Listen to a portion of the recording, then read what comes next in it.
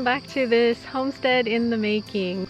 We do have some construction work going on today, so please excuse some of the power tools in the background. I'm going to try and cut them out wherever I can, but I'm not going to be able to catch every time. Today I'm going to recap a project that we've been working on over the past few days. I was really hoping to get a start to finish completion of this project in this video, and we almost got there. We've just got one last thing we've got to do for this project, and it is a project that we've wanted to do for years and I'm so excited about. It's irrigation for our kitchen garden. We have been hand watering our kitchen garden for going on 9 years now. Although it's not a big deal to have to hand water, it does take a couple hours, multiple hands working together to get it all done. And we are also expanding our garden spaces too. So now we've got other garden spaces that we've got to hand water. So this was a really important project to get done to save us a lot of hours of work through our drought season. We do get a lot of rain here in Missouri, somewhere around 44 inches on average, but we have a drought season every summer that lasts for up to a couple months or more. And if we don't have a way to water our garden spaces, we often just have to let areas go because it's just too much to keep up with. So here we go. So part of the irrigation system involves a hydrant to the edge of our kitchen garden from our solar powered well. We had about 120 feet of trench that needed dug below the frost line, so we went down 2 feet. So Kip was able to rent a trencher, and I thought that was going to take, maybe an hour or so. With our soil, it took around 6 hours of straight being on that machine. So Caleb, Josh, and Kip kept just rotating through. That machine went for 6 hours straight, maybe more. So there were several places where the machine just couldn't cut through these big rock chunks, and the guys had to get the breaker bars out and hack up the rock so that the machine could carry on.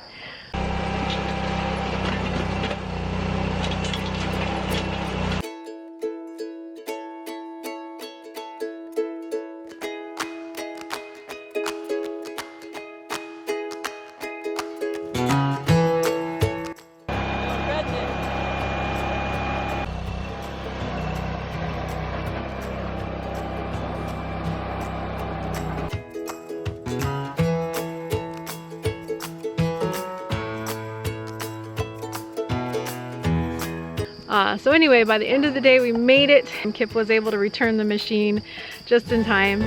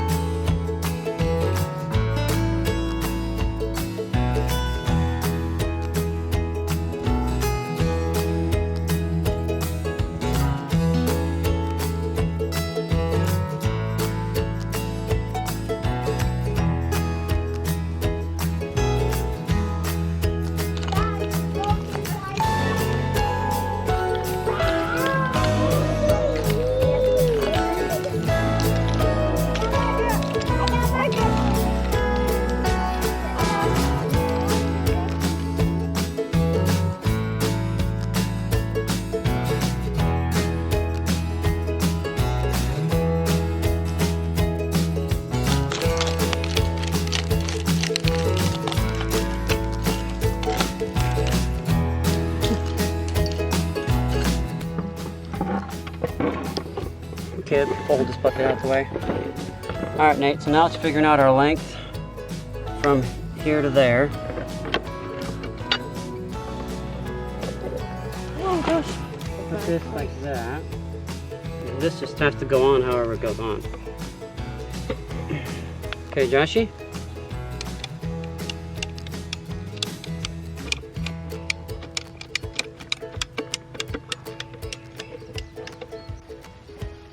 It's this, hon.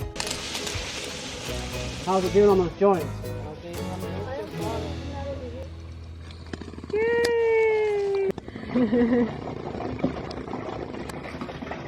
So that hydrant will have two purposes. The irrigation system that we set up in the kitchen garden is not going to cover everything. There's going to be a few dry corners that we'll have to hand water still, so we'll be able to hook a hose up to that hydrant to get those areas that the sprinklers don't hit. And the hydrant will also allow us to get water to our pasture areas for our cows, even in the winter time, if need be. It puts us that much closer to other areas that need water on the homestead, so we're not having to drag hose all the way from our solar well to these different locations. So with the hydrant, we set up a system to protect the weep hole. We've learned that that's one of the most important things to get right when you set up a frost-free hydrant, is to make sure that the weep hole is protected. Otherwise, sediment could get in there and it could end up damaging the whole system. So we watched a really great video. I'll try and leave a link below for that video that showed how to protect the weep hole with a bucket system. And so that's what we did. Hopefully this hydrant is going to last us for many, many years without any issues. Then you help too.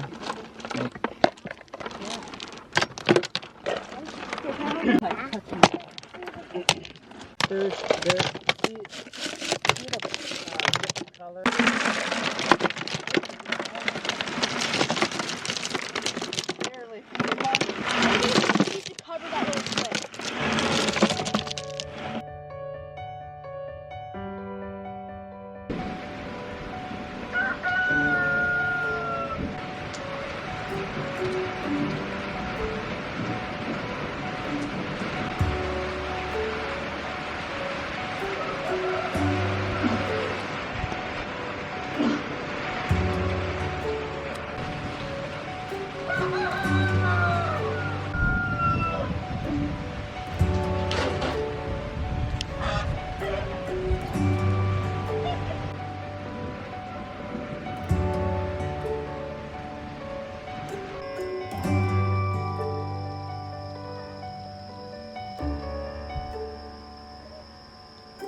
So we teed off to the hydrant and continued the line off of that into the garden. All right, y'all, this is 3/4 inch PEX. Coming from our hydrant, it's 3/4 inch. So we have 3/4 inch coming all the way into here.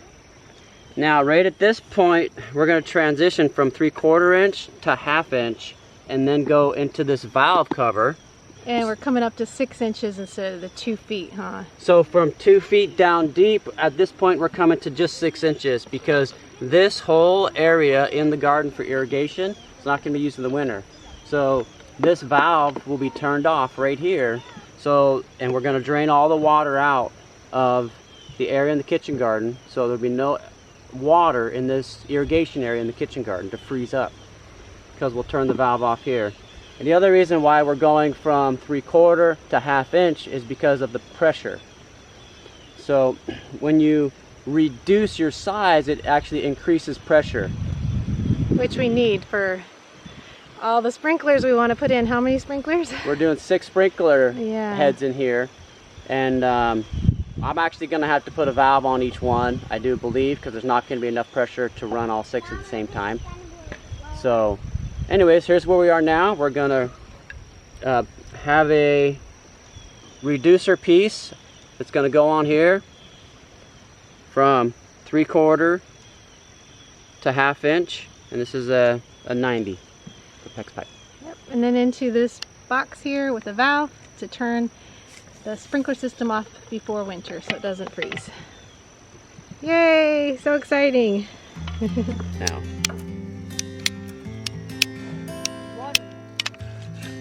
Got some leftover water.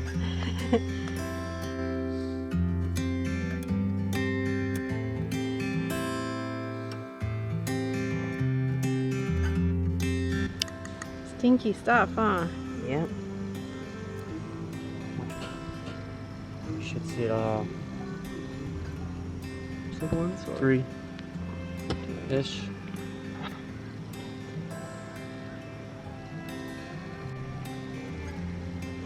First sprinkler head going on. Hooray! All right. Okay, this might seem really tall. You might be wondering why. First and foremost, actually, is to get them away from little ones. Right. So little ones can't Clog them up. mess these up. That's first. Secondly, we have a lot of tall plants here. So we need this up high enough to get over the tall plants. Also here in line, we're going to put a valve in here so that at each one of these we could turn them off or turn them on. So we're going to test the whole system first, then we're going to put the valves on. When we cut out the section of pipe to put the valve on, we can decide if we want to lower these or even make them taller. Yeah, to get more pressure if we need to. That's right. Cool. Like the hat, love. Oh good, it's custom. Custom made. Custom hat. My other hat that was like this, I sacrificed it to my children because they were picking mulberries, and I gave them my hat so they had a container, and my whole hat got stained bad, blue, black, red, ick. So now you're using somebody's random hat. Well, yes, but Nathan, my lovely son, wants to buy me a hat for Father's Day. Oh, cool. So I have to search for one and find one. So I'll be blessed with a new hat pretty soon. And in the meantime, what are you, a sailor or something? Is that a sailor hat? I'm a homesteader. So I will say this project has been a whole family project. Even the little ones have been helping, which has been a huge blessing. What you doing over there, Abby girl? You holding that pipe up so it stays clean? Thanks for helping. That's good over there. Excuse me, guys.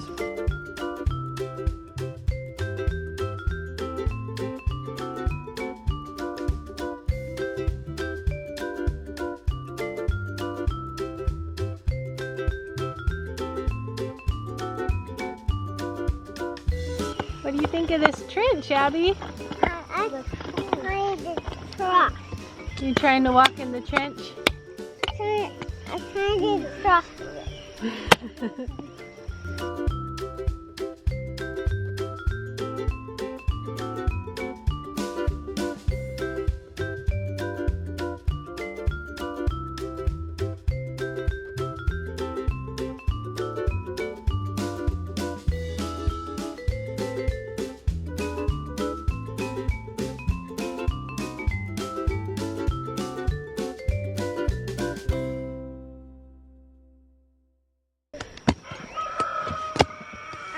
Go, Josh, go!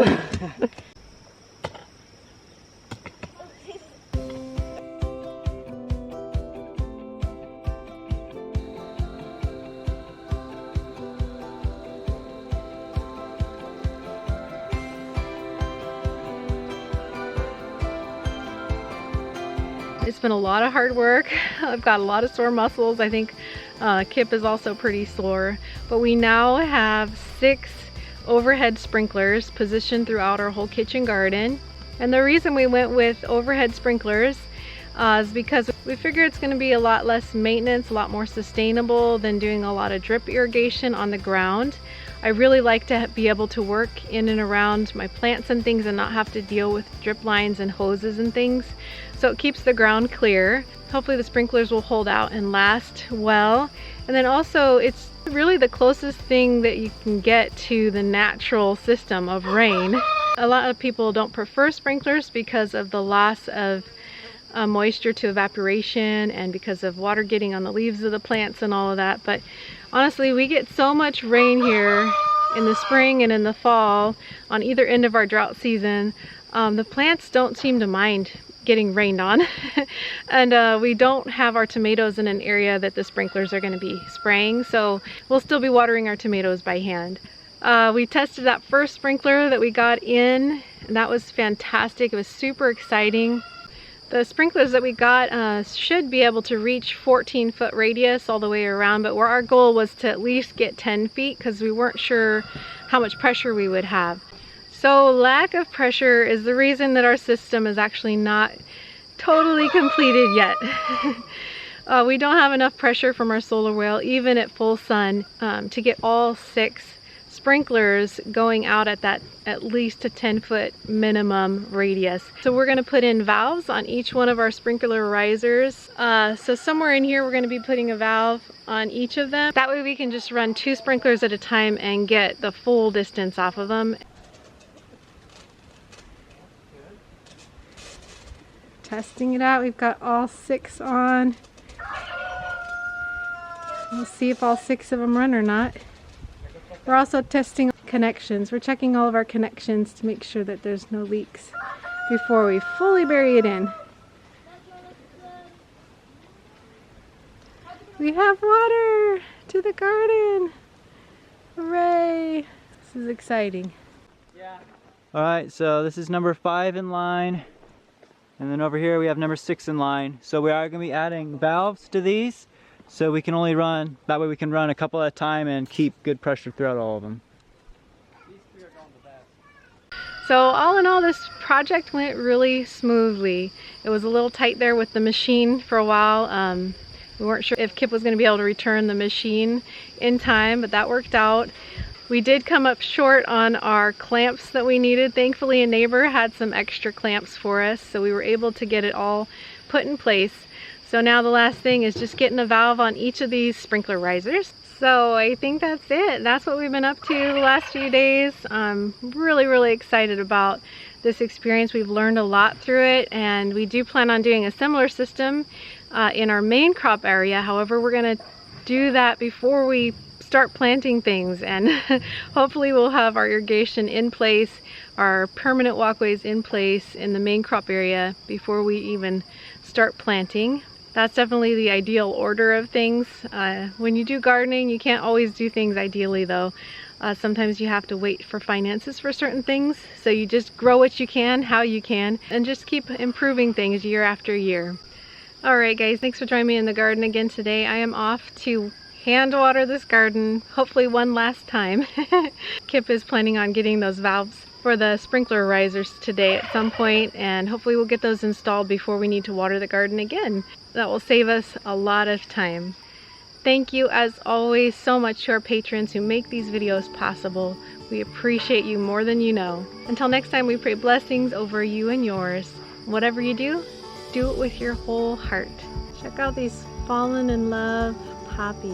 I just love them, guys. They're so fun. Each one is unique and different. They're really, and they just keep blooming. They're so beautiful.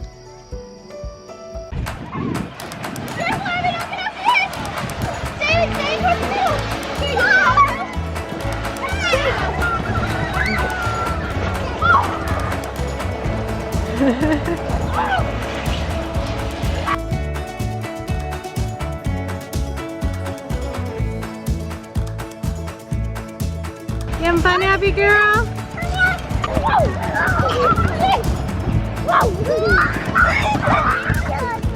You want me to do the crazy bear?